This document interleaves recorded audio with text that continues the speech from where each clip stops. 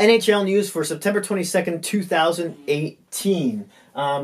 The New York Islanders beat the Philadelphia Flyers 3-2 in overtime. Robin Lehner stopped 25 of 27 shots, which is especially great news because if you happen to read The Athletic, there was an article in there about him coming out about being bipolar. Robin Lehner used to play for the Buffalo Sabres for a number of years, and before that, Ottawa. None of the players had any idea, so everyone's kind of rooting for him. Corey Hart. Carter Hart stopped all 9 shots for the Philadelphia Flyers when he stepped in mid-game, which is great news because really Philly hasn't had a good goaltender since Ron Hextall. Not that I can remember. You can correct me on that, but moving on, the Carolina Hurricanes beat the Washington Capitals 5-1. Jacob Slavin had a 3-point night, and rookie Andrei Svechnikov, I think I said that right, had an assist as well for the Canes. That's important. That's a guy you want to watch, especially if you're in a hockey pool, because he's a rookie this year. He's got some sweet hands. We'll see how he does.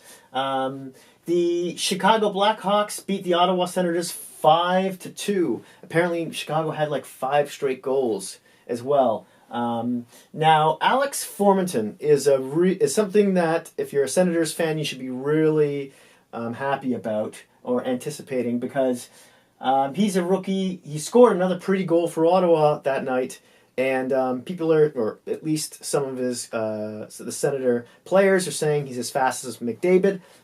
I don't know about that, but he's fast. He's fast. He's got some great hands. You're going to want to keep an eye on him as well. And for Chicago, Martinson and Kruger had 2 points each. The Toronto Maple Leafs beat the Buffalo Sabres 5-3. John Tavares had another 2-goal night, so he's got 4 goals so far in 3 preseason games. He's only played 2 games. Garrett Sparks started for the Maple Leafs. He didn't fare too well. McElhinney stepped in and stopped all 20 shots he faced. Garrett Sparks, if you saw my video about the battle for the backup goalies there, he's fighting to take that spot away from McElhinney, who's 35 years old, who did really well last year, had like a .934 save percentage. I think it's a bit of an outlier, though, compared to all of his other seasons. Sparks actually had the edge on McElhinney up until this game. We'll see how that happens. But if I was a Leafs GM, I see how well McElhinney's doing now, even in preseason, and try and use that to your advantage and trade him and get something for him. And let Garrett Sparks step in there. I mean, he's 25. He just won the Calder Cup. He won Goalie of the Year in the AHL for the Toronto Marlies. I think it's his chance. Tage Thompson of the Buffalo Sabres scored a really sweet kind of like toe drag goal. I believe he came across the Buffalo in the St. Louis trade for Ryan O'Reilly. He's another rookie you're going to want to keep your eyes on. The Tampa Bay Lightning beat the Nashville Predators 5-1. Tampa finally won a game. Yay! They lost their last couple of games by a score like 4-1, 5-1, something egregious like that. So, and the depth left wing Adam Erne had 2 goals. I believe he's the 4th line winger for Tampa Bay. Had 2 goals. Yeah, I know what to say. I don't know what more to say about that. The St. Louis Blues beat the Columbus Blue Jackets 3-0. St. Louis Blues backup Chad Johnson had the shutout, which is very important because of how St. Louis is leading starting goalie Jake Allen has been in the last couple of years, especially ever since Brian Elliott left. He's just a roller coaster. You never know what to expect of him. He's either really good or really bad. And with all the free agents and the trades that made St. Louis such a better team this year, I want to call him a contender, but when you have shaky goaltending with Jake Allen, you don't know what to expect. It's at least good news that you have another backup who can step in there when needed. Moving on to the Winnipeg Jets beating the Calgary Flames 4-3. Apparently, this was the game of the night. I was watching the highlights, and Dylan Dubé, the Calgary Flames, scored again and now has 4 goals in the preseason. Will Calgary keep him in the lineup? Who's he going to push out if they do? Make sure you put him on your watch list for sure. And yeah, that's the end of yesterday's games. Let's move on to some of the news in the past couple days. The Oilers may start the season with Ryan Nugent-Hopkins and Ty Rattie on McDavid's wing. That's important because Nugent-Hopkins is naturally a center, but they're not going to play him behind Draisaitl, who's on the second line. And if he clicks with McDavid, I mean, they're both cerebral, fast players. I believe he played on McDavid's wing for the tail end of last season. And Ty Rattie apparently really has a nose for the net. He's a really good finisher. The Nuge used to play against him in juniors and said the exact same thing. He doesn't carry the puck like the other two, but I mean, if you've got two centers who are defensively responsible, fast, and great, and just thinkers of the game, you just let them carry the puck up the ice. Really, we'll see if Edmonton starts with them in the regular season. News that was just released here: the New Jersey Devils re-signed Miles Wood to a 4-year with an average annual value of $2.75 million. In 76 games, he had 19 goals and 13 assists for 32 points.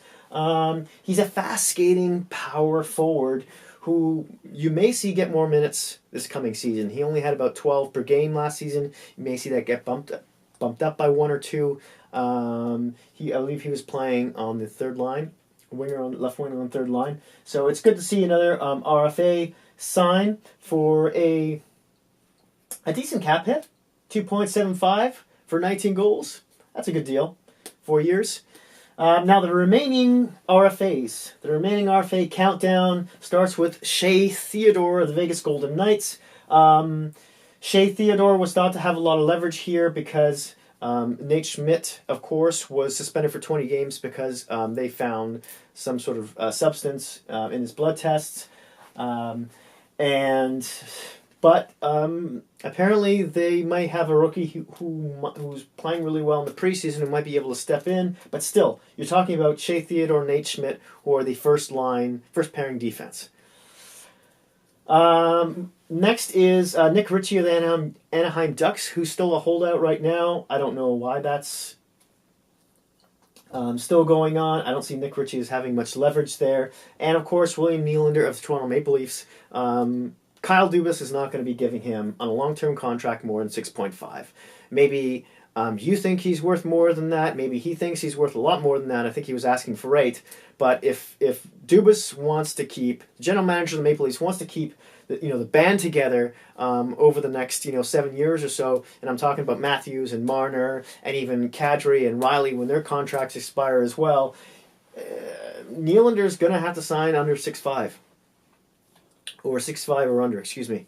So that's what I see. Or sign a short-term deal, which will probably even be less than that. Moving on, the Thome punch. Ekblad and Luongo had made statements to reporters saying scores will be settled on their game coming up on December 28th.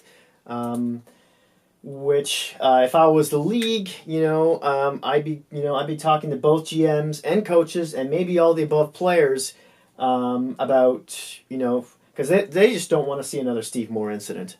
I won't go into about the history of that, but basically his career was ended after some retribution was taken on a somewhat similar event that happened here. Just to recap very quickly. In a game between the Montreal Canadiens and the Florida Panthers, Thome sucker punched Ekblad, and who didn't want to engage him in a fight. He wasn't even looking at the time. Thome swung And one could argue, people have talked about how, Ekblad had been cross-checking him, all game, and, maybe, he deserves some retribution, Nothing like that, obviously. Thome has already apologized about the incident. He has been suspended by the league for the remaining 5 preseason games. Whether you like it or not, in any case, the league should really, turn their attention to that game. Mark that on your calendar. Erik Karlsson came out in a report saying he hadn't spoke to Ottawa GM Pierre Dorion for the most part since November 2017. No discussions about a contract extension. And it wasn't up too much later, until a few months later, 3-4 months later, when that whole Hoffman-Karlsson girlfriend drama started to blow up. And I know Pierre Dorion, Eugene Melnyk, Ottawa Senators are a budget team. They have to think of Duchesne, resigning Duchesne and Mark Stone. But really, he's your captain. He's one of the top 3, at least, defensemen in the league, arguably the best. You find a way to keep this guy. And it's no discussions, really. It's, wow. But ironically, moving on to the next piece of news here, Pavelski's agent from the San Jose Sharks say that talks between him and Doug Wilson have been non-existent so far. So, there's no animosity there by any means. Both the agent and Wilson have known each other for quite some time. They've signed a lot of contracts. They have a good repertoire. But I'm sure Doug Wilson is also thinking about, re-signing Karlsson. As you may or may not know, if he wants to re-sign Karlsson for an 8-year contract, he has to wait till past the trade deadline day to do that. Otherwise, he can only sign him for a 7-year contract. So, Pavelski is also, he's 34 years old. He came off a good year. He scored 22 goals, had 66 points in 82 games. And in the playoffs, he had 8 points in 10 games. So, if I'm the GM, if I'm the San Jose GM, I'm saying, okay, I want to give this guy maybe 2 years max. Will he take it? Maybe you start with that and then sign him for 3. And hope for the best. Obviously, everyone's gonna have to take a bit of a haircut here, just like Joe Thornton has, if they want to keep everyone together.